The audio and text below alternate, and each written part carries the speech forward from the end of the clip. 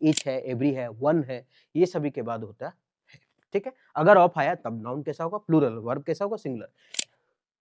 अभी हम पढ़ेंगे क्लोज टेस्ट, ये प्रीवियस ईयर का क्लोज टेस्ट है, जिससे हम ग्रामर सीखेंगे, जिससे ये सीखेंगे कौन सा ऑप्शन होगा, कौन सा नहीं होगा, कौन सा नहीं होगा तो क्यों नहीं होगा, ये ज्यादा सीखेंगे। आप क्या करें कि इस वीडियो को 5 से 10 मिनट तक आप देखें, ठीक है, और 5 से 10 मिनट तक देखने के बाद अगर आपको लगे कि हाँ ये वीडियो सही है, अच्छा है, समझ में आ रहा है, तो आप हमारे साथ कंटिन्यू बने रहें। अगर लगे कि नहीं ये वीडियो में टाइम पास हो रहा है या फिर इससे अच्छा हम कहीं अपने से पढ़ लेंगे, तो आप स्वतंत्र हैं इस बात से कि आप खुद से पढ़ें, या फिर यूट्यूब पे बहुत बड़ा-बड़ा प्लेटफ़ॉर्म है, आप वहाँ जाकर के देख सकते हैं। ऐसा नहीं कि ये एटीट्यूड है, ये आपका समय कीमती है इसलिए हम बोल रहे हैं, क्योंकि नौकरी लेना बहुत ज़रूरी है। हम पूरा एफर्ट लगाएँगे, अपना 100% एफर्ट लगाएँगे समझाने का। अगर आपको अच्छा लगे तो आप हमारे साथ कंटिन्यू बने रहें। तो ज़्यादा समय ना लेते हुए बढ़े आगे, बढ़ते हैं आगे। ये पूछा हुआ है, प्रीवियस ईयर का है, ठीक? ईच ईयर, अब जब ईच आया है तो थोड़ा उसका इतिहास देख लेते हैं। जब भी आपके पास आए ईच, जब भी आपके पास आए एवरी, ईच हो, एवरी हो, वन हो, ईच, एवरी, समथिंग, एनीथिंग, ये सब जितना भी वर्ड है ना, आगे आने पर, इसका आने पर हमेशा सिंगुलर का प्रयोग किया जाता है। किसका प्रयोग किया जाता है? सिंगुलर का प्रयोग करता है। का बोले ईच है, एवरी है, समथिंग है, नथिंग है, एनीथिंग है, सबके साथ सिंगुलर का प्रयोग होता है। लेकिन अगर यही चीज ईच के बाद अगर ऑफ आता, ईच के बाद अगर ऑफ आ गया, तो फिर आगे आने वाला जो नाउन होगा, वो नाउन हमारा प्लूरल फॉर्म में होगा और वर्ब जो होगा वो हमारा सिंगुलर फॉर्म में होगा। ईच है, एवरी है, वन है, ये सभी के बाद होता है। ठीक है, अगर ऑफ आया तब नाउन कैसा होगा, प्लूरल, वर्ब कैसा होगा, सिंगुलर। लेकिन अगर ऑफ नहीं है, छुच्छे है खाली ईच, एवरी, नथिंग, एनीथिंग, तो फिर समझ जाना सिंगुलर है। तो ईच है इसलिए यहाँ ईयर्स ना होकर के ईयर है। ठीक, प्रत्येक साल। अब तो यहाँ समझ में आ गया है कि इसका ग्रामर।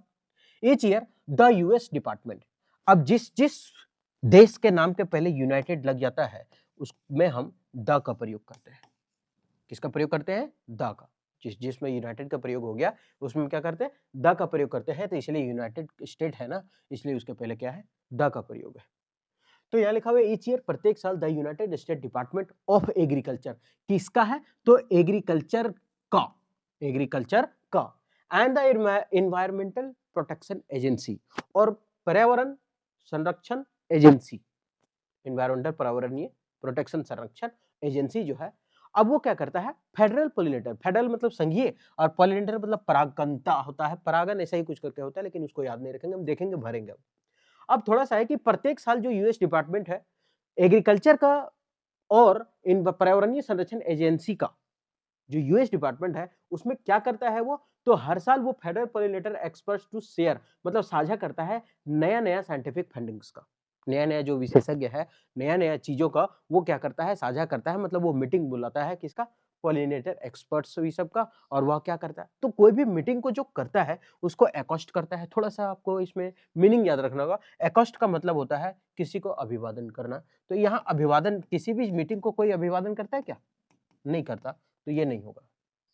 किसी भी मीटिंग को रोस्ट करता है। रोस्ट का मतलब दो चीज होता है, एक रोस्ट का मतलब किसी को रोस्ट करना, बुरा भला बोलना, और एक रोस्ट मतलब पका देना, रोस्टेड चिकन बोलता है ना, तो एक ये होता है। यहाँ पकाने से रिलेटेड तो है ये नहीं, ये तो क्या बोलते हैं उसको? रेड हेरिंग है ना। रेड हेरिंग मतलब मुख्य मुद्दा से भटकाने वाला मुद्दा, पकाना होता है। मैंडेट मतलब जनादेश, और जनादेश से यहाँ कोई मतलब नहीं है।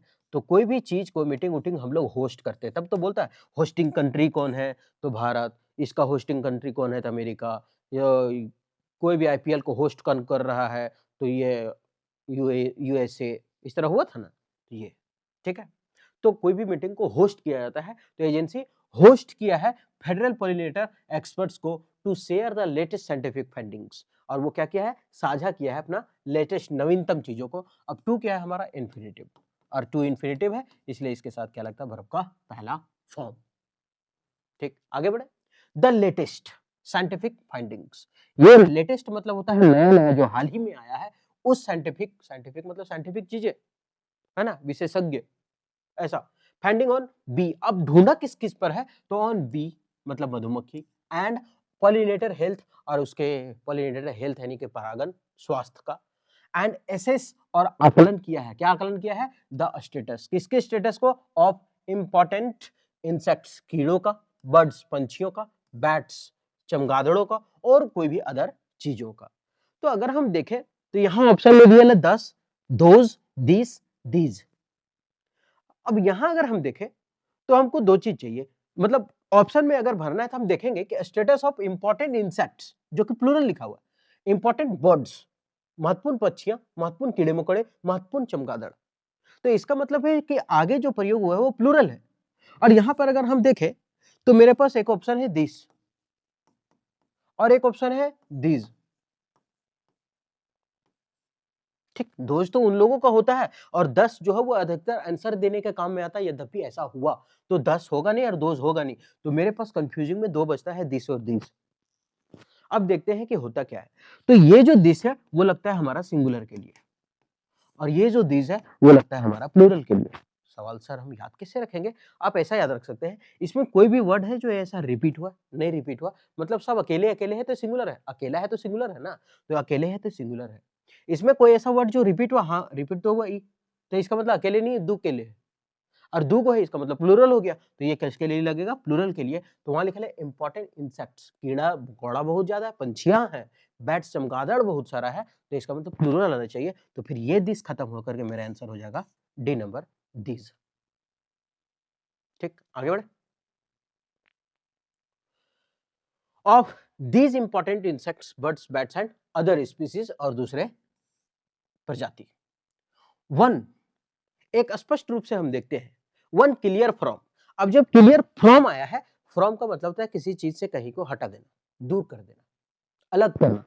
और जब अलग करने का मीनिंग आया है तो थेसिस का मतलब तो किसी चीज का हो जाता है। थेसिस, ऐसे भी थेसिस मतलब कोई चीज पढ़ने वाला नहीं होता है, उसको बोलते हैं थेसिस। तो यहाँ उसका रिलेटेड, डिफिडेंस का मतलब होता है आत्मविश्वास की कमी, डिफिडेंट, है ना। और एक बचा स्टैंडर्ड, स्टैंडर्ड, और यहाँ दूर होने से रिलेटेड दिया है कि on one clear from this years meeting, इस क्लियर मतलब इस मीटिंग से, इस साल का जो मीटिंग हुआ है उससे एक अलग चीजें की बात किया गया है, इसलिए फ्रॉम का प्रयोग है। और फ्रॉम जानना होगा कि फ्रॉम क्या लगता है, किसी से जब दूर होते हैं तब तो दूर होने का मीनिंग होता है टेक अवे, किसी से अलग करना, टेक अवे फ्रॉम। ठीक है, तो on one clear from take away this years, इस साल के मीटिंग में हुआ था दैट क्लाइमेट चेंज, की जो क्लाइमेट चेंज है वो क्या है, देख ले आगे। दैट, कहां गया, हाँ, दैट द क्लाइमेट चेंज बन गया है, क्या बना है, अ न्यू फॉर्मिडेबल स्ट्रेसेस, मतलब एक नहीं, मतलब फॉर्मिडेबल मतलब जिसको हटा नहीं सकते, टाल नहीं सकते, अवॉइड, अनअवॉइडेबल। और फॉर्मिडेबल स्ट्रेसेस मतलब होता है बहुत ज्यादा तनाव हो जाना। तो यहाँ क्या बोला है कि क्लाइमेट चेंज जो है वो, अच्छा climate change became, climate change जो है वो खाली पहले बन गया था, अभी भी उसका प्रभाव है कि नहीं है? अभी भी उसका प्रभाव मतलब प्रेजेंट में चल रहा है वो। और जब प्रेजेंट में चल रहा है तो ये वाज खत्म, ये बिकम खत्म, बिकमिंग होगा नहीं, क्यों? क्योंकि बिकमिंग जो है वो वर्ब का चौथा रूप है और ये वर्बों में से नामर्द वर्ब का काम करता है। ये नामर्द वर्ब है, क्यों? क्योंकि ये बिना लिंकिंग वर्ब का आएगा नहीं, इसके साथ या तो इज आएगा, या तो एम आएगा, या तो आर आएगा, या तो वाज, या तो वर, या तो हैव, या तो हैज, कुछ भी आएगा तो आएगा, तभी ये वर्ब होगा, नहीं तो नहीं होगा। तो इसका मतलब वहां तो है ही नहीं कुछ, इज एम आर कुछ नहीं, और नहीं तो फिर आईएनजी से कोई सेंटेंस स्टार्ट हो जाएगा जिसको हम लोग जिरंड कहते हैं। डांसिंग गर्ल, नाचती हुई लड़की, ईटिंग गर्ल, खाती हुई लड़की, वो तो है नहीं, लेकिन हमको तो वहां वर्ब चाहिए, तो ये भी खत्म हो गया। तो मेरे पास बचा हैज बिकम, यानी क्लाइमेट चेंज जो है बन गया है, न्यू फॉर्मिडेबल ट्रेसेस, एक नया टेंशन बन गया है, किसके लिए? फॉर बीज, मधुमक्खियों के लिए। और potentially amplifying previously known issues, और पिछले वाले मुद्दे को क्या किया है, पोटेंशियल मतलब इसको एम्पलीफाई कर दिया है, इसे बढ़ाया गया है, इन वेज, इन वेज से, यही रास्तों से, that scientist can not yet. अब साइंटिस्ट को नहीं कर सकता है, क्या नहीं कर सकता है भाई? श्रिम्प मतलब होता है झींगा, झींगा मछली जो होता है ना, श्रिम्प, तो ये खत्म हो गया, झींगा नहीं कर सकता है, ये कहा गया। सन का मतलब होता है दूर करना, अलग करना, तो दूर नहीं कर सकता है, गलत हो गया।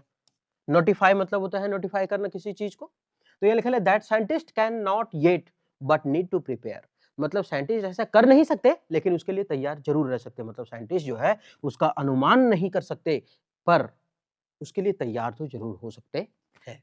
ठीक है, तो यहाँ होगा प्रिडिक्ट, यानी कि आंसर हो जाएगा बी नंबर। ठीक है, अब थोड़ा सा आपको अगर लगा होगा कि हम थोड़ा सा जल्दी जल्दी इस पैसेज में चले हैं क्योंकि अभी लाइट है नहीं, ठीक है? इसलिए हम थोड़ा जल्दी-जल्दी चले हैं इस वीडियो में, क्योंकि अचानक बोर्ड बंद हो जाएगा तो थोड़ा खराब होता है ना, बड़ी मुश्किल से लेते हैं बोर्ड-वोर्ड, इधर-उधर से माँग-वूँग के लिए पैसा सूद-वूद पर, ठीक है? तो शुरू में ले लिए थे, इसीलिए सूद पर लिए थे, अभी तो सैलरी मिलता है तो हो जाता है, दे दिए सबको। अब देखते हैं कि जो टफ वर्ड था उसका देख लेते हैं, फिर इसका हिंदी मीनिंग देख लेते हैं, क्योंकि हिंदी मीनिंग हिंदी माध्यम छात्रों के लिए एकदम जान होता है, वो ऑक्सीजन है। हिंदी माध्यम छात्रों के लिए हिंदी जो है ना, वो ऑक्सीजन है उसके लिए। ये थोड़ा-सा उसका इंग्लिश लिख दिया, एम्प्लीफाइंग बढ़ाना, प्रीवियसली इससे पहले, पोटेंशियली संभावित, और स्ट्रेसर तनाव कारक, फॉर्मिडेबल भयंकर होता है, हम बोल दिए ना टालने वाला ना, अच्छा। स्पीशीज़ प्रजाति, बैट्स चमगादड़, स्टेटस स्थिति, ये सभी उसका वर्ड है जो टेक अवे का मतलब होता है दूर करना, बता दिए थे। अब ये जो पूरा का पूरा जो वर्ड है, ये पूरा का पूरा हम जो यूज़ हुआ है, थीसिस मतलब निबंध वचन मतलब लिखने से संबंधित है। तो ये जो वर्ड है, ये जो टफ वर्ड्स आपको जो लगे, तो फिर आप यहाँ से देख सकते हैं उसका आंसर यहाँ पे लिखा हुआ। अगर लगे कि अरे साला हिंदी थोड़ा-सा मिल जाए तो ठीक है, आपका हिंदी भी है यहाँ पे, कोई दिक्कत नहीं, आपका ऑक्सीजन यही है, ठीक है? यानी प्रत्येक वर्ष अमेरिकी कृषि विभाग और पर्यावरण संरक्षण एजेंसी संघीय परागण की मेज़बानी करता है, यानी होस्ट करता है। मेज़बानी करता है मतलब होस्ट करता है। ये पहला था क्या? होस्ट करना, ये होस्ट हो गया, मेज़बानी करता है। विशेषज्ञ मधुमक्खी पर नवीनतम वैज्ञानिक निष्कर्षों को साझा करेंगे और परागण स्वास्थ्य और इस प्रकार के महत्वपूर्ण स्थिति का आकलन करके कीड़े, पक्षी, चमगादड़ और अन्य प्रजातियां के बारे में देखेंगे, ठीक है? तो वहां दीज का प्रयोग हुआ था ना, तो यहाँ दीज वाला होगा कहीं पे, ठीक है? ऐसा है। तो एक स्पष्ट टेक अवे फ्रॉम, ये टेक अवे फ्रॉम दे दिया थोड़ा सा, है ना? यहाँ लिखना चाहिए था, उसको दूर कर दिया बैठक में। चलिए, तो ये आपका क्या है? हिंदी है। उम्मीद करते हैं कि सेशन ठीक लगा होगा। अगर ठीक लगा तो आप हमारे साथ कंटिन्यू बने रहे, फिर मिलेंगे नेक्स्ट वीडियो में।